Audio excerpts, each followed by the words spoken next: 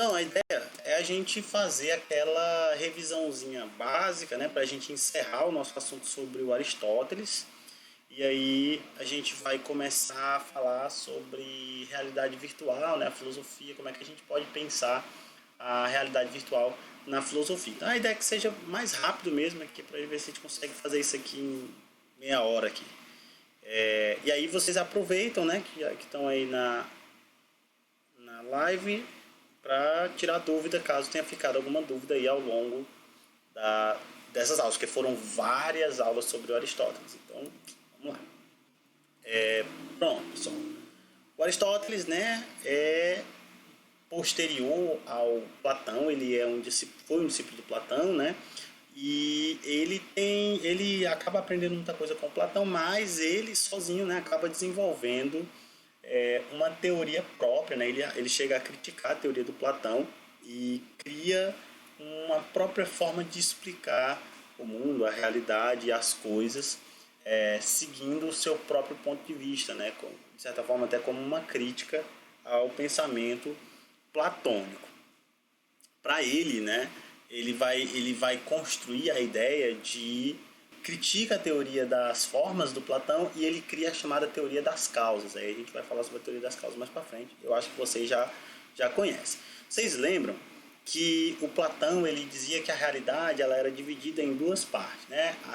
O mundo material, que era o mundo sensível, que a gente entra em contato por meio dos nossos sentidos, e o mundo ideal, ou que ele também chama de mundo suprassensível, que é o mundo das ideias, que a gente só pode alcançar por meio da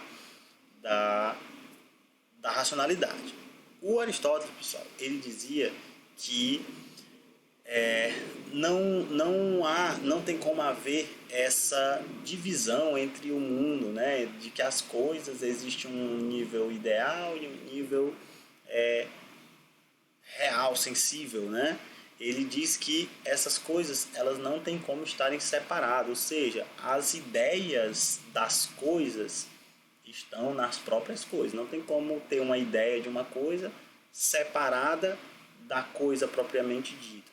Então ele vai dizer que a observação, quer dizer, os sentidos, né, o contato por meio dos sentidos e o raciocínio são formas de conhecer essa realidade. Então a realidade, a essência das coisas está nas próprias coisas.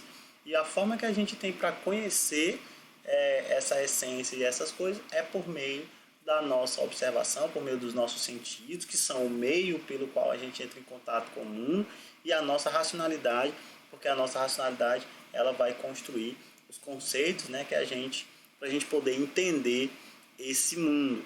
E aí ele até fala, né, que existem diversos níveis de conhecimento, né? Você tem aí o conhecimento sensível, né, direto, você tem o conhecimento racional, você tem aí o entendimento. Então quer dizer, existem diversas formas de conhecer a realidade, e aí é justamente a partir da realidade que a gente pode atingir esses níveis de conhecimento. Não é uma coisa assim fora da realidade, como defendia lá o Platão, né, de que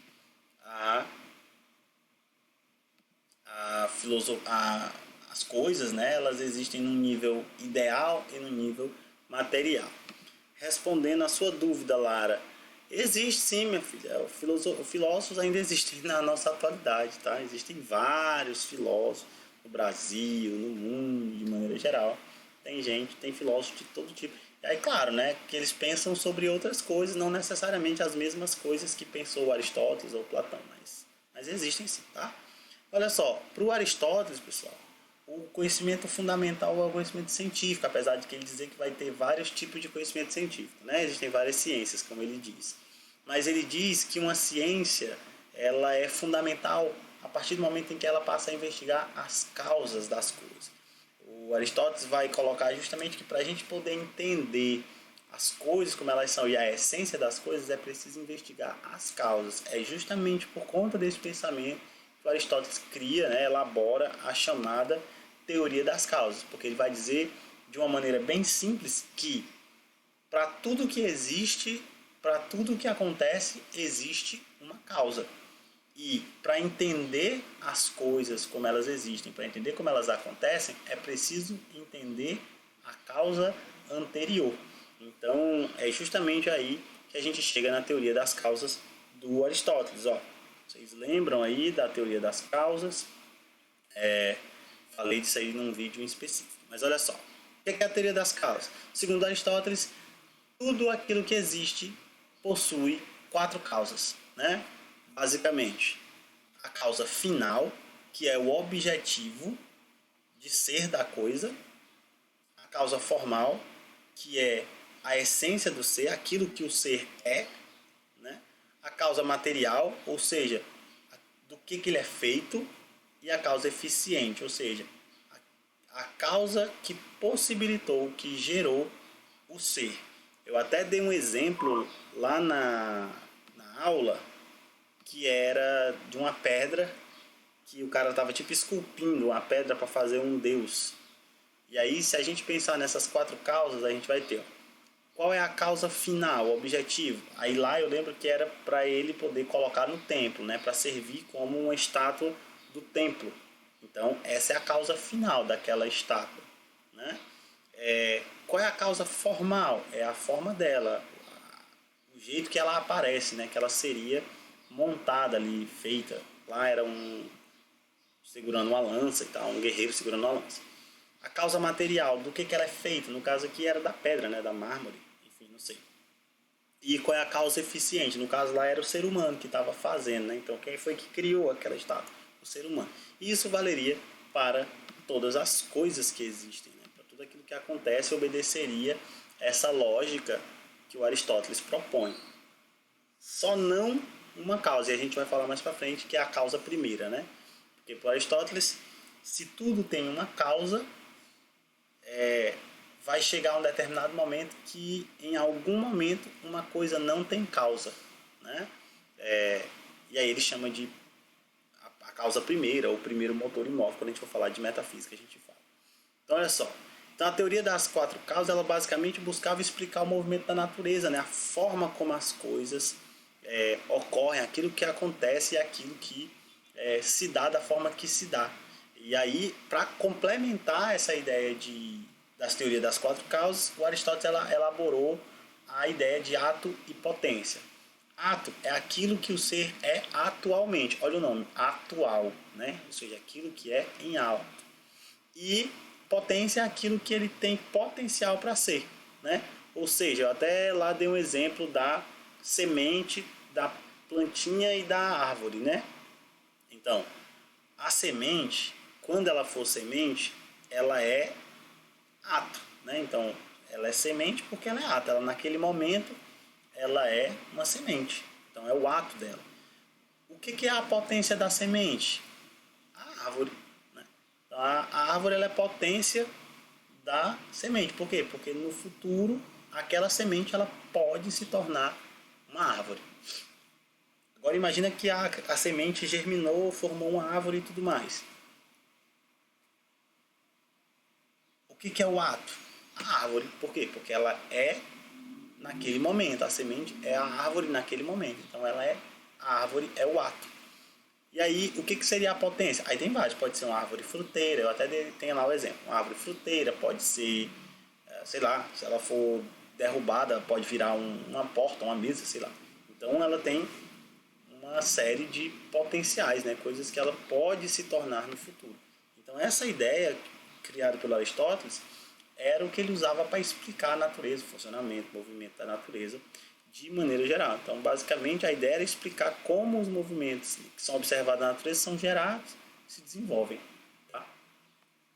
Até aqui tudo bem? Até aqui está tranquilo? Todo mundo está entendendo? Tá ok? Me respondam, pelo amor de Deus. Sim. Ótimo, maravilha. Então, olha só. A organização do conhecimento científico. Então, para o Aristóteles, né, ele vai buscar organizar esse conhecimento justamente para poder conhecer melhor essa realidade em três categorias, né, que são as ciências teóricas, porque ele vai categorizar as ciências de acordo com aquilo que elas estudavam, né? Então, as ciências teóricas eram aquelas que se ocupam das causas dos seres, das coisas que existem independente do homem. Então, filosofia, biologia, enfim, geografia. Tio, Oi! no TD, né, de filosofia, tá lá, é ciência teórica, né, para poder botar as características. Eu botei assim, ó, se torna com base em 3 pilares, tá certo? Mais ou menos. Na ciência teórica que tu colocou? Foi? Foi. Tenta colocar o seguinte, né? Que são as ciências que se ocupam da investigação das causas dos seres e das coisas. Pronto, coloca assim que é melhor. Viu? Aí se pedir, tem para pedir, tá pedindo exemplo? Não. Não. Então pronto, coloca isso, né? Ciência que se ocupa das causas dos seres e das coisas. Coloca o que está aí no slide, ó. Certo? Tá bom. Coloca isso aí. Então as teóricas seriam essas, né? Que buscam explicar as coisas que existem além do ser humano, né? Se a gente pensar, por exemplo, a biologia busca explicar a natureza, a vida, né? As coisas como acontecem independente do ser humano. A geografia, né? A terra, a formação da terra, relevo, essas coisas aí que também existem independente do ser humano. Então, basicamente, as ciências teóricas são essas, que buscam explicar o mundo independentemente, né? O mundo que existe independentemente do ser humano. A outras ciências são as ciências práticas, né? Que basicamente, para o Aristóteles, tem o objetivo de, vamos dizer assim, né? De entender como o ser humano age, né? Então, basicamente, como age ou como deve agir o ser humano, né? Que aí, no caso, a gente tem que pensar, por exemplo, no caso da política, da ética, que busca estudar os comportamentos humanos, né? Como os seres humanos se comportam, como eles deveriam agir, como eles produzem. Isso aí é o que eles chamam de ciência prática, né? Aquilo que está diretamente relacionado à ação humana, tá? E por último, tem as ciências produtivas, né? Que são aquelas que investigam as causas do que é fabricado. E aí você vai ter as ciências que necessariamente vão dar sentido à produção de algo. A arquitetura, a engenharia, né? São elementos fundamentais na hora de se produzir. E vão buscar se entender como as coisas são fabricadas, como elas acontecem, como elas ocorrem. Tá? Então, basicamente, essas 3 ciências aí: teóricas, práticas e produtivas. Tá tranquilo aí? Deu certo, Lara? Deu. Maravilha. Vamos seguir. E aí a gente chega no elemento fundamental da filosofia aristotélica, que é a metafísica, né? O Aristóteles ele vai elaborar vamos dizer assim, né? Uma ideia que é a metafísica, e ele vai entender a metafísica como aquilo, né? A ciência, vamos dizer assim, mais importante do pensamento aristotélico, porque é ela que vai se ocupar dos princípios gerais das coisas que existem. Ou seja, o que a metafísica vai buscar entender são as causas gerais de tudo que existe. Em específico, a causa primeira, né? Lembra lá que eu falei, né? Eu até dei aquele exemplo das bolinhas. Se eu tenho uma bolinha que está se movendo e eu vou estudar a causa do movimento daquela bolinha, eu vou ver que tem uma outra bolinha que causou o movimento dessa. Sei lá, bateu uma bolinha. Imagina uma mesa de sinuca, né? A bola bate na outra e aí causa o movimento dela. Só que para eu poder entender por que essa causou o movimento da outra, eu preciso entender qual é a causa do movimento dela. E aí eu vejo que tem uma bola anterior que também bateu nela e que fez ela se mover, que fez ela bater na outra e fez a outra se mover. Então, na perspectiva do Aristóteles, se a gente for voltando, né, a causa, vai chegar um momento em que haveria a causa das causas, né? Que ele chama de primeiro motor imóvel, ou também chamado de causa primeira, né? Por quê? Porque vai ter, em algum momento, existiria uma causa que não tem causa. Imagine só, né? Uma causa que não tem causa. Então a metafísica ela estaria voltada principalmente para isso, né? Justamente essa ideia de entender as causas na sua relação e entender qual é a causa primeira, a essência, né? Aquela causa que não tem causa, aquela que gera movimento, mas não é movimentada, né? Por isso que o Aristóteles também vai chamar a metafísica de estudo das divindades, né? No caso aí, teologia. Por quê? Porque se você pensar na causa não causada, essa ideia ela se aproxima muito da ideia de Deus, né? A ideia de algo que existe sem necessitar de algo anterior, né? Uma causa que não tem causa, uma causa que gera movimento, mas não é movimentada. Então essa ideia se aproxima muito com a ideia de Deus, né? E aí por isso também chamada de metafísica, tá bom? Basicamente é isso, pessoal, né? Era mais pra gente fazer uma retomada e tirar as dúvidas que forem necessárias. Alguém tem mais dúvida? Alguém tem alguma questão a ser colocada? Dúvida do TD ou de algum exercício aí? Não.